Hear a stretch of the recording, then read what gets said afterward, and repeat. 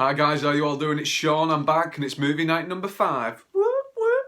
I know what you're thinking, Sean, where's your intro? You normally pour your drinks and get your tasty snacks. Well, be honest guys, I've done 2 videos already today. I need the break, so I skipped that bit out. I have got my tasty beverage and I've got these little delicious Oreo ice cream sandwiches. I love them. But these last few weeks I've been doing friendly comedy movies, keeping it nice and friendly, nice and loosey-goosey. But not anymore, guys. I told you last week we're going to get scary, we're going to get creepy. We're having a horror movie night. So, what we're going to watch first, I hear you ask? Well, I'm glad you did ask. We're going to watch Shazam! Insidious Chapter 3. I'm a big fan of this franchise. I was going to review them all at the same time, but this one in particular, it doesn't follow on from the first and second one, so I thought I'll just watch this one on its own and give you my thoughts on it. So, let's get this watched and then I'll tell you guys what I think about it after. Let's do this. Here we go guys, Insidious Chapter 3. Let's do this. Right guys, so we just got through watching Insidious Chapter 3, and if you've not seen this movie, let me break it down for you. It's about this girl called Quinn. Her mum's recently passed away from cancer and she thinks her mum's been trying to contact her from the other side, but she can't talk back. So Quinn goes and finds Elise, a psychic played by Lynn Shane. She's like, look, my mum's been trying to contact me, can you help me out? And Elise has got the ability to go to the further, which is like the other side. She can talk to spirits. She goes to try and find Quinn's mum, but it's not Quinn's mum who's talking to her. It's this horrible, horrible entity called the Man Who Can't Breathe. And she says to Quinn, look, it's not your mum trying to talk to you. Don't talk to the dead. If one hears you, they can all hear you, basically. So you don't want that sort of attention. Just leave it. So Quinn leaves. She doesn't talk to Elise again for a while. But Quinn has an accident. She's bedbound. And just by talking to this entity, she's allowed it in. And it's just slowly picking away at her soul. And it's up to Elise, Tucker, Specs from the previous movies and Quinn's dad to try and save her.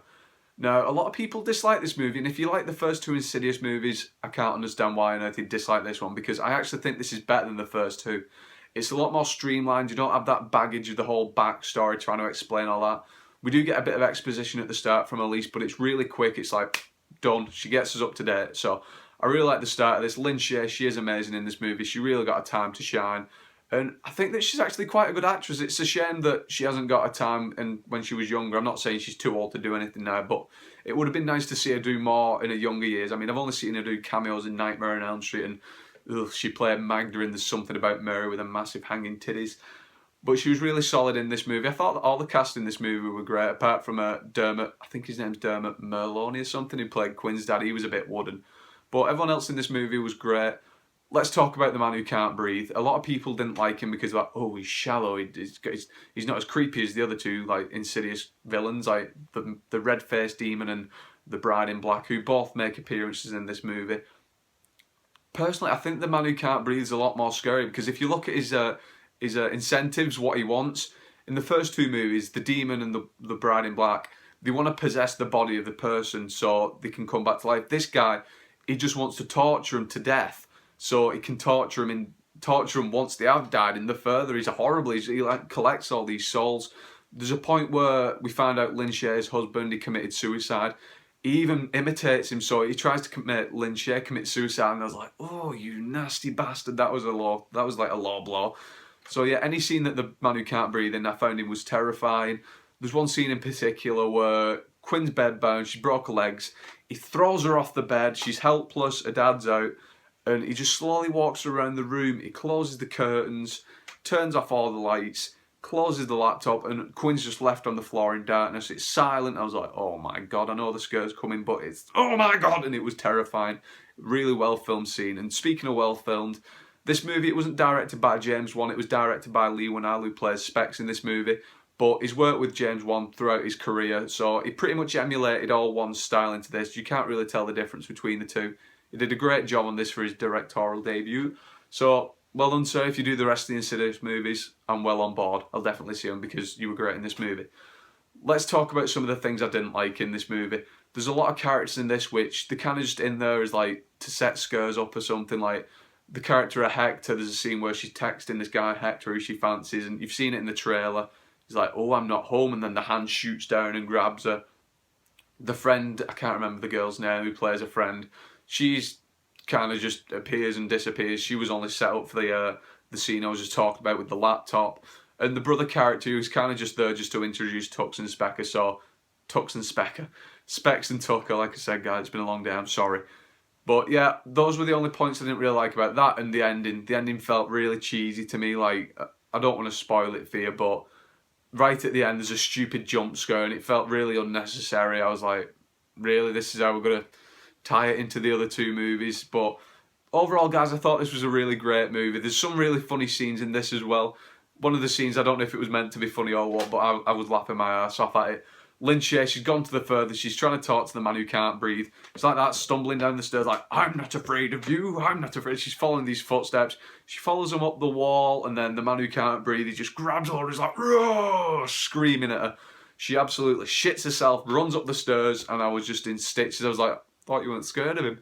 And like, you can see the brown trail where she shit herself up the stairs. I thought that was great. So, overall, guys, I can't see why people dislike this movie. I think it's a lot better than the first Insidious movies.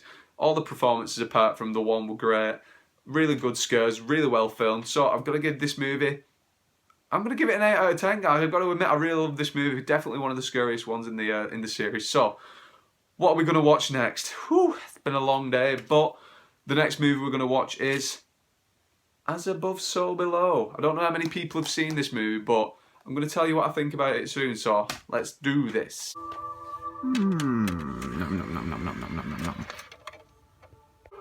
Right, guys, As Above, So Below. Let's do this. Right, guys, so we just got through watching As Above, So Below, and if you don't know what this movie's about, let me break it down for you. It's about this explorer called Scarlett. She's kind of like an Indiana Jones type, and she's trying to find the Philosopher's Stone. Not that Philosopher's Stone. There's no Harry Potter, no Hagrid in this. It's the Philosopher's Stone, and it apparently grants the holder eternal life, so she's looking for it. She tracks it down to where she thinks it is, under the catacombs in Paris. And if you don't know what the catacombs are, it's kind of like a mass burial site where they buried all these plague victims, and you can look it up, guys, it's a real place. The walls are lined with skulls, there's like horrible messages all over the walls, like, this is the gateway to hell. And it's a really creepy place, guys, and definitely check it out if you, if it sounds interesting to you, because it's really cool. And they go down there, they go with these catacomb experts who know this place like the back of their hand, apparently. They go down there and they start, like, crazy shit starts happening. Like, they see things from the childhood and they're like, things start haunting them from the past. They get backtracked, they can't find out where they're going, they get lost.